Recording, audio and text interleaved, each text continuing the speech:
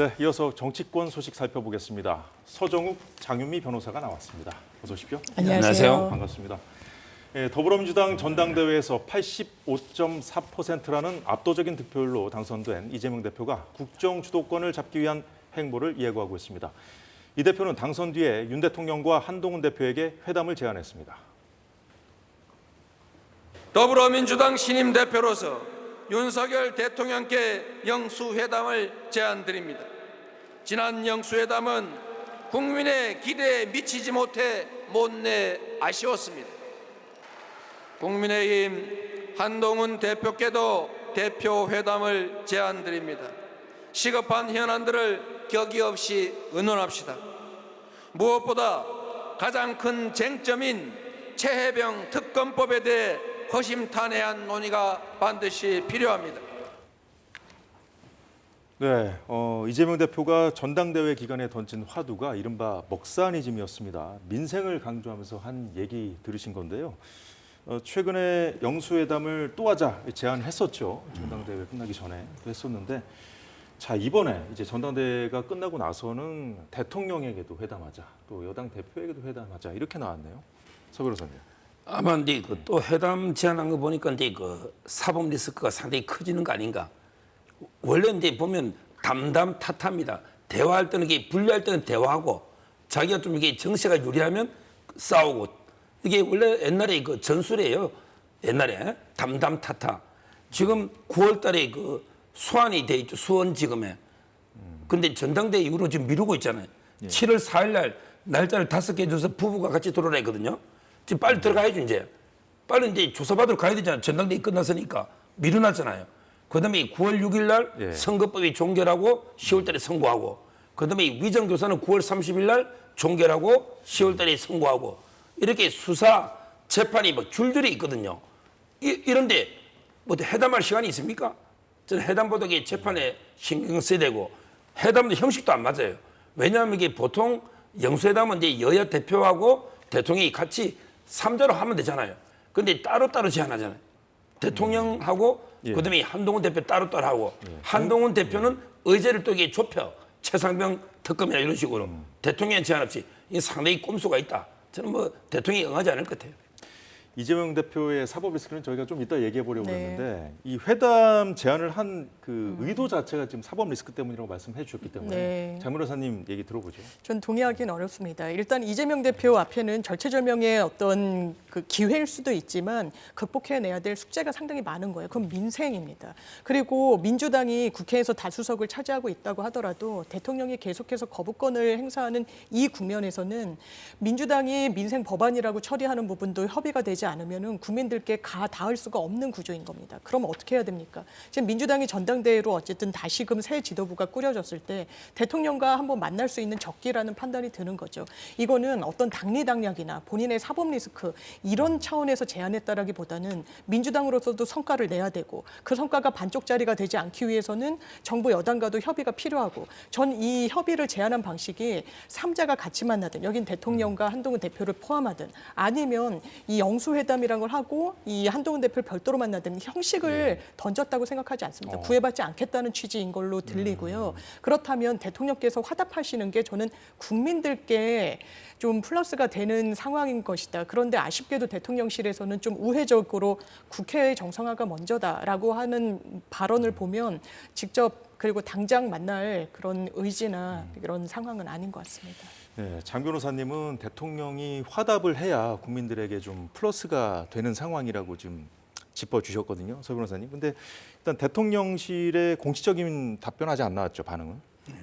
그런데 대화를 하겠다면 사전에 대화할 분위기나 전제 조건이 필요하잖아요.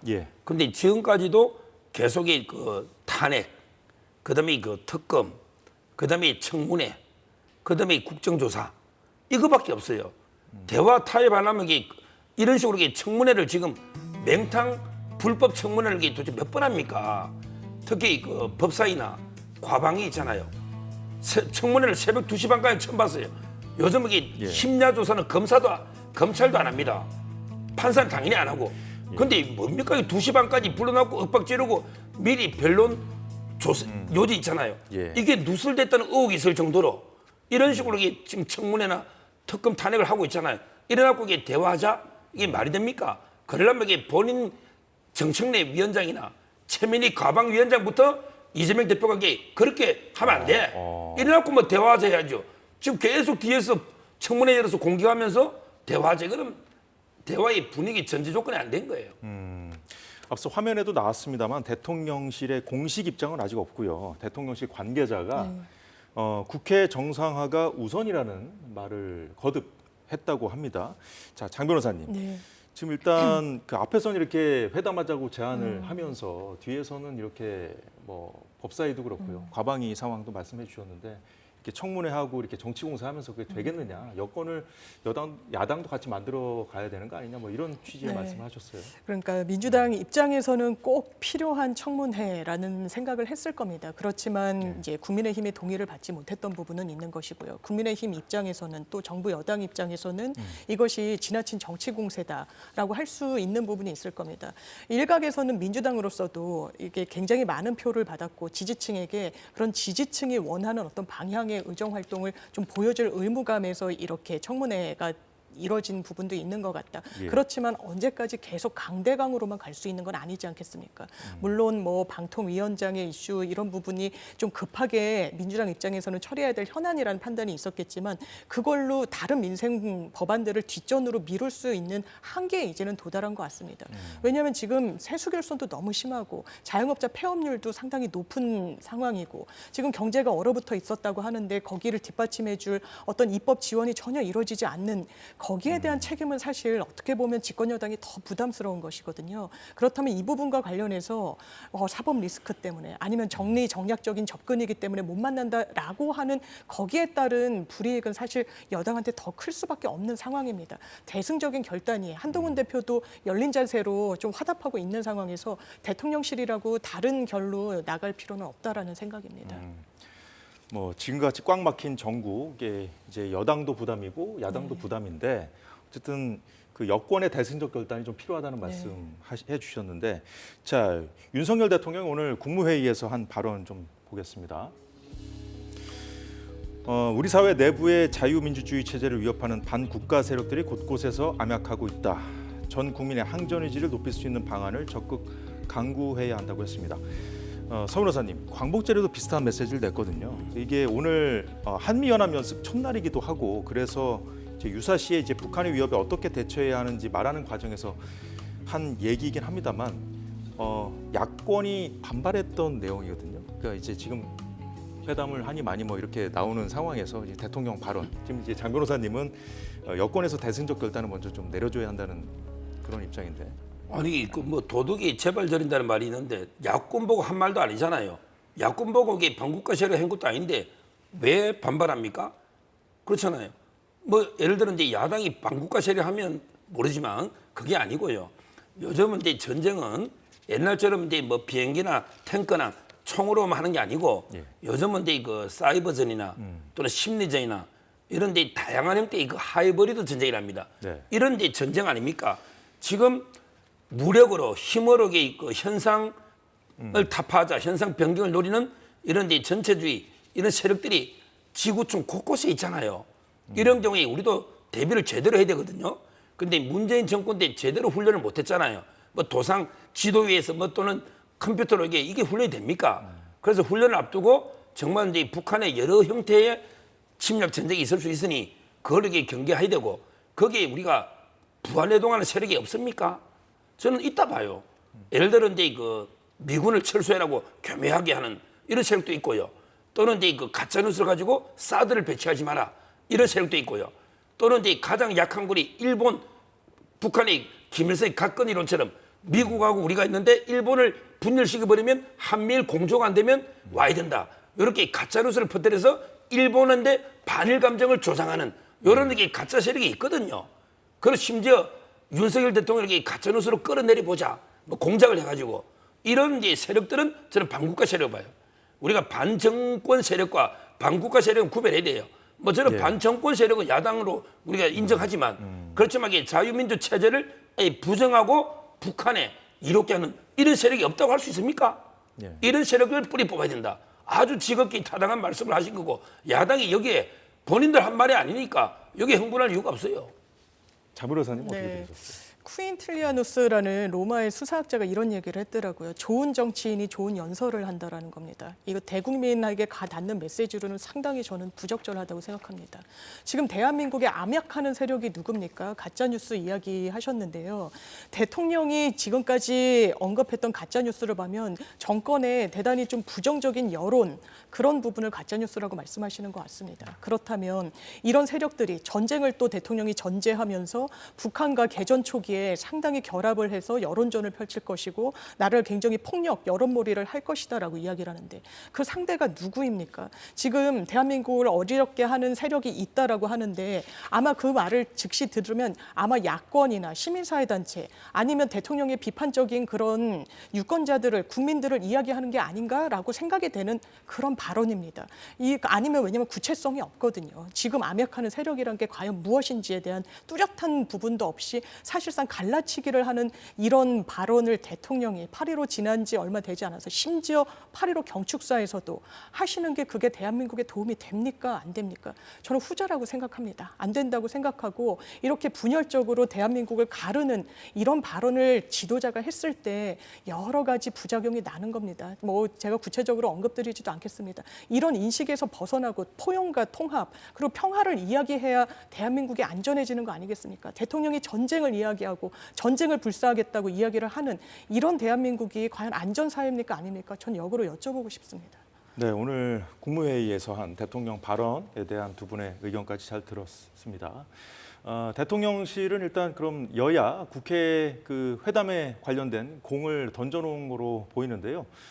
대통령이 회담에 응한다면 여야 대표, 그러니까 야당 대표는 물론 여당 대표까지 함께하는 3자 회담이 낫다는 얘기도 나온 적이 있었고요. 국회 차원에서 먼저 조율이 이루어진다면 검토해보겠다는 뜻으로도 들리는데 이재명 대표의 회담 제안에 한동훈 대표가 오늘 입장을 밝혔습니다. 이재명 신임 당대표님의 당선을 축하드립니다. 어제 하신 대표 회담의 제의도 대단히 환영한다는 말씀을 드립니다. 조속한 시일 내에 이 시간과 장소를 잡았으면 좋겠습니다. 대표회담을 통해서 여야가 지금 미루어지고 있는 여러 민생 과제들에 대해서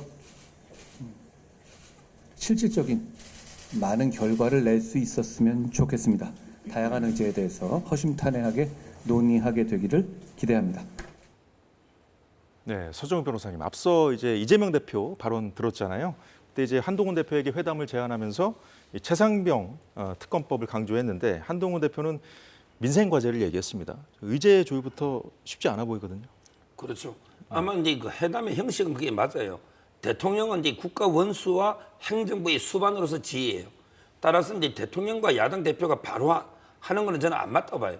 옛날에는 이제 뭐 여당의 대표를 했지만 지금은 이제 그건 아니잖아요. 따라서 한동훈 대표하고 예. 이재명 대표가 만나서 국회에서부터 이 안을 합의안을 도출하면 돼요.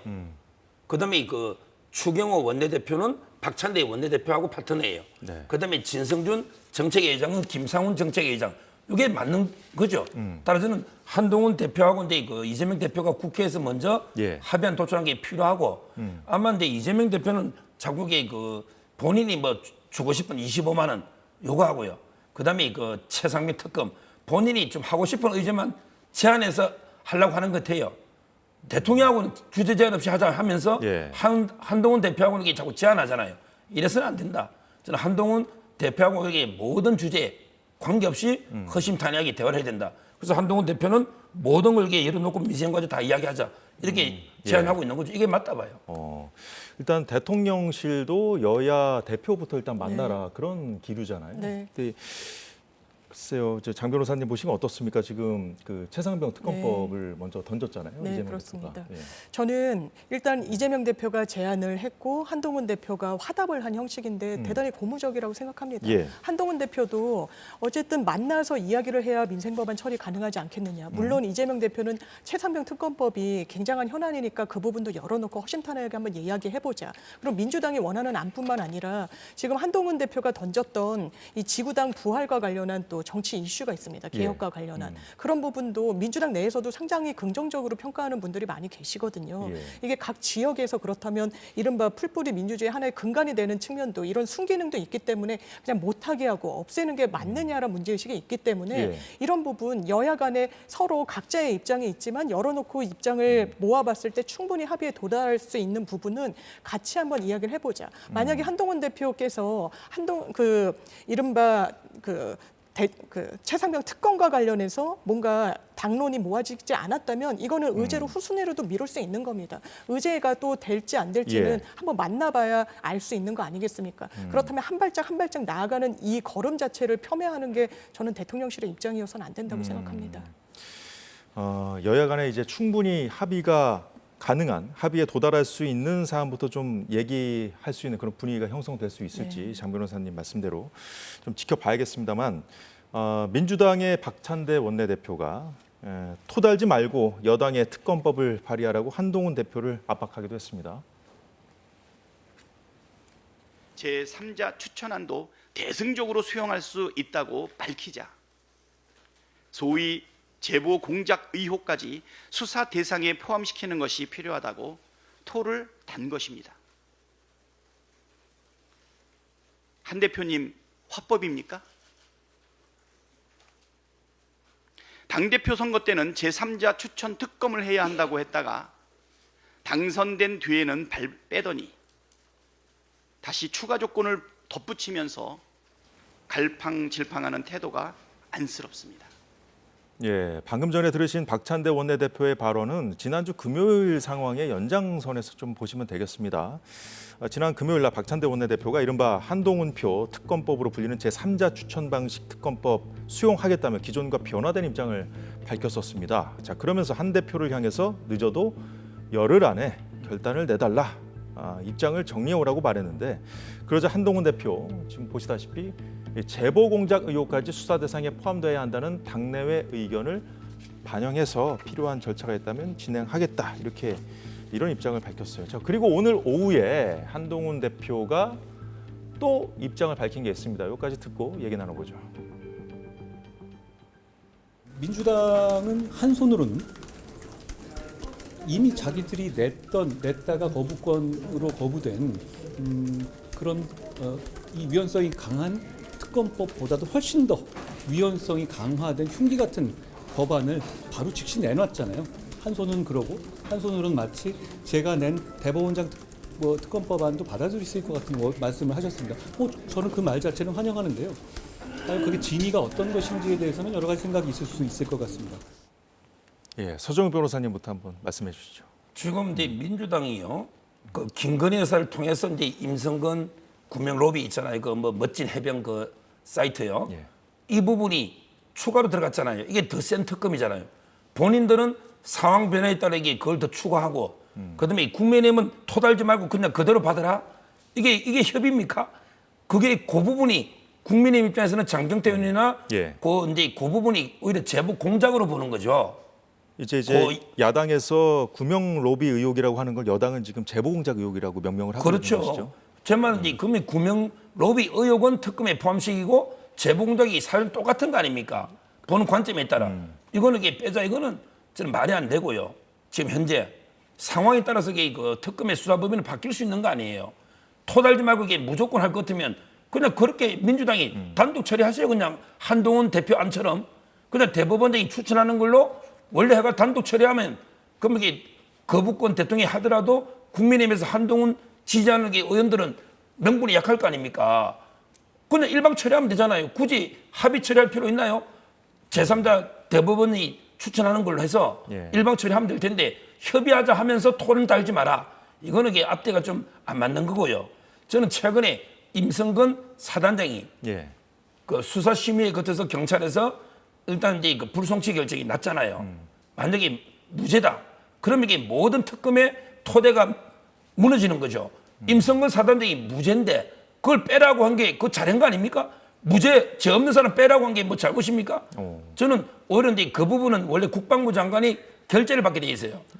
원래 이제 박정훈 대령이 독자적인 수사권이 없어요. 내부 조사라고 저는 표현하는데 수사는 이제 경찰에 있고 내부의 조사를 하는데 그걸 이렇게 국방부 장관의 결재를 받게 돼 있잖아요. 예. 그다음에 국방부 장관은 대통령실하고 업무 협의를 하게 돼 있거든요. 부처니까. 예. 그러니까 잘한 거잖아요. 업무 협의하고 해가지고 임성근 사단장은 이게 혐의가 없으니까 빼라고 만약 했다면, 뭐 저는 다 팩트는 모르지만 했다면 이게 아주 잘한 거잖아요. 왜? 억울한 사람 빼라는 거니까. 따라서 저는 수사에 따라서 얼마든지 범인은 바뀌는 거지, 무조건 임성근 사단장이 제가 있다는 전제하에, 그다음에 박정훈 대령은 독자적인 수사권이 있다는 전제하에, 외압이라는 전제하에 특검, 이건 잘못된 거예요. 예. 장미 변호사님 반론 들어볼까요? 네, 심지어 무죄가 나온다고 하더라도 부적절한 겁니다. 단순히 부적절한 걸 떠나서 위법 사항입니다. 왜냐하면 박정훈 대령은 통보서를 적어서 넘기게 돼 있는데요. 이 통보서에 적시할 내용이 법에 정해져 있습니다. 피의자와 혐의예요. 그걸 이 사람은 적은 겁니다. 그 수사에 대통령실이라고 하더라도, 심지어는 대통령이라도 하더라도 관여할 수 있는 권한이 있다라고 보기 어렵습니다. 대통령은 군을 통할하고 계시죠. 그 부분과 관련해서 직권을 남용했다면 그 부분 문제가 되는 겁니다. 원점으로 다시 돌아와서 네. 민주당 입장은 토달지 말고 우리가 다시 제안한 걸 받으라는 게 아닙니다. 한동훈 대표 입장이 바뀐 것 같기 때문에 이 부분을 지적한 겁니다. 한동훈 대표 출사표 던지면서 전당대회 나가면서 국민 앞에 약속했습니다. 제3자 지명과 관련해서 민주당 안에 문제가 있으니까 대법원장이 특검을 지명하도록 하는 이런 특검법은 우리가 안 받을 도리가 없다라고 했습니다. 공수처 수사 지켜보는 거 지렛대로 삼지 않겠다는 취지로 덧붙였습니다. 그런데 그러면 민주당은 상당히 이 부분에 대해서 이재명 대표도 그렇고 비토 목소리가 많죠. 왜냐하면 대법원장이 추천한 특검에서 공소유지가 된 전례가 없거든요. 그리고 대법원장이 본인이 지정한 특검이 갖고 온 사건을 들여다보게 되는 또 이해 충돌도 문제가 됩니다. 그럼에도 불구하고 대통령께서 계속해서 거부권을 행사하니 한동훈 대표가 제안한 안을 받겠다고 한 겁니다. 그러자 딴소리를 한 겁니다. 그러면 제보 조작도 같이 들여다보자. 이거는 사실 사족을 붙인 거죠. 혹시 안 하겠다는 거 아닌가, 이런 의구심이 들 수밖에 없다는 겁니다. 그 부분에 대한 지적을 하는 것 자체가 문제다라는 어떤 그런 비판은 수용하기가 좀 어렵고요. 한동훈 대표 개혁신당에서도 이야기했듯이 최상병 특검법 안 한다면 국민 앞에 거짓말한 거고요. 못 한다면 정치적으로 무능한 겁니다. 지금 그런 상황에 와 있어요. 그 출로를 민주당과 모색하자고 하는 그 제안을 안 받을 도리가 아마 저는 없을 거라고 생각합니다. 네, 이재명 대표가 던진 화두 중에 일단 언론들이 주목하고 있는 이슈는 최상병 특검법입니다. 이제 두 분 기대 섞인 전망 또 말씀해 주셨다시피 이제 특검법을 제외하고 민생 법안이라도 먼저 처리하기 위한 대표 회담이 성사될 수 있을지 지켜보도록 하고요. 자, 다시 민주당 전당대회로 돌아가서요. 이재명 2기 체제 지도부, 자, 1기 체제보다 더 강한 친명계 인사들로 채워졌습니다. 최고위원 경선 과정에서 명심팔이 논란이 불거질 정도로 이재명 대표와의 거리가 주요 잣대로 작용했다는 평가가 나오고 있습니다. 동시에 이재명 대표의 입김이 얼마나 강한지도 여실히 보여줬습니다. 이재명 대표가 공개 지지했던 김민석 최고위원이 1위로 최고위원이 됐고요. 그리고 초반에 탈락권에 머물렀었던 전현희 최고위원의 약진도 지금 언론들이 주목하고 있습니다. 자, 이 상황은 어떻게 보고 계시는지 서정욱 변호사님부터 말씀해 주시죠. 아마 근데 거의 이재명 절대 권력 1급 체제를 이렇게 구축한 거는 맞는 것 같아요. 본인이 김민석 최고도 만들었고요. 예. 그다음에 전현희 의원은 물론 이제 그 살인자 발언 있잖아요. 권익위 국장 이것 때문에 아마 이제 2등으로 껑충됐는데 예. 그것도 이제 저는 개딸들이 조직적으로 지원해 준 게 아닌가. 강성 지지자들이 네. 이렇게 보이고요. 특히 저도 이제 깜짝 놀란 게 저 정치 예측이 많이 틀리긴 한데 정봉주 의원들께 저는 5등 안에는 들 줄 알았거든요. 초반 기세가 무서웠거든요. 1등 계속 달리고 2등으로 이렇게 떨어져도 설마 5등 안에 지도부는 안 들어가겠나. 예. 이렇게 보통 다른 민주당의 평론가들도 그렇게 예측한 분을 제가 많이 봤어요. 근데 6등으로 떨어졌잖아요. 이것만 보면 이게 상당히 이재명 대표 1급 체제는 맞는데 예. 문제는요. 역사를 보면 이게 절대 권력은 절대 무너집니다. 무슨 말이냐면 이게 권력이라는 거는 나눌수록 커지는 거예요. 그리고 이 권력은 견제와 균형이 작동할 때 예. 오래 갑니다. 우리 히틀러라든지 역사적으로 가장 빨리 무너진 게 중국의 진시황이에요. 진시황. 몇 년 만에 무너져 버렸잖아요. 절대 권력은 절대 무너집니다. 제가 보기에 이재명 대표로서는 지금 심각한 위기의식을 느끼게 돼요. 내가 이게 절대 권력 구축한 거 예. 이거요. 개딸들에 의해서 쌓아놓은 모래성에 불과합니다. 이 철옹성 아닙니다. 제가 보기에 오히려 위기의식을 느끼게 돼요. 견제와 균형이나 권력은 나누어 가질수록 유연하게 오래 가는데 이런 절대 권력은 견제가 안 되잖아요. 예. 사소한 데도 사법 리스크나 사소한 데 하나도 무너질 수가 있다. 위기의식을 느끼게 돼요. 네, 절대 권력. 상충된 표현 두 가지 다 써주셨는데 심각한 위기의식을 네. 느껴야 한다고 짚어주셨어요. 저는 다른 맥락에서 압도적인 지지를 받았기 때문에 더 엄중한 상황이고 그것이 이 넘어야 될 산이라는 지적엔 동의하지만 네. 절대 권력이라 절대 불패하겠다라는 거에는 동의하기가 어렵습니다. 이를테면 한동훈 대표가 당대표가 됐을 때 당신 민심이 일치했다. 60% 이상이 다 나왔거든요. 지금 민주당의 이재명 대표 같은 경우에도 일반 국민 여론조사 그리고 대의원 여론조사에서도 압도적인 그런 지지를 받았습니다. 예. 그렇다면 당신 민심이 괴리되고 이른바 아주 강성 지지층의 어떤 요구만이 지금 전당대회에서 표출된 것인가 조금 의문입니다. 그렇기 때문에 아마 이재명 대표는 지금 민주당 당원들 사이에선 거는 기대가 상당한 거죠. 그거는 또 역설적으로 지금 윤석열 정부에 대한 실망이 너무너무 크기 때문입니다. 특히 민주당원들을 중심으로. 그렇다면 대안을 바로 낼 수 있는 정치인이 민주당에 지금 누가 있는 것인가. 그리고 대체하거나 차기 권력을 가져올 수 있는 정치인이 누구일 것인가 관련해서 이재명 대표를 선출한 거죠. 그 부분과 관련해서 이런 마음을 모아서 성과를 내야 된다는 부담은 있지만 단순히 이런 큰 지지를 얻었기 때문에 어떤 뭐 나쁜 결론으로 귀결할 수밖에 없다라는 것은 저는 논리적 비약이라고 생각합니다. 여하튼 이번 전당대회 결과를 토대로 해서 언론들의 시각을 좀 보면요. 이재명 대표의 압도적인 득표율로 이제 당선이 됐습니다만 그와 동시에 이제 당내 비주류라든가 호남 달래기라는 숙제도 어느 때보다 강하게 남겼다는 지적도 나오고 있거든요. 네. 지금 앞으로 이재명 체제의 행보를 주목해 봐야겠습니다. 오늘 두 분 말씀 여기까지 듣겠습니다. 수고 많으셨습니다. 감사합니다. 고맙습니다.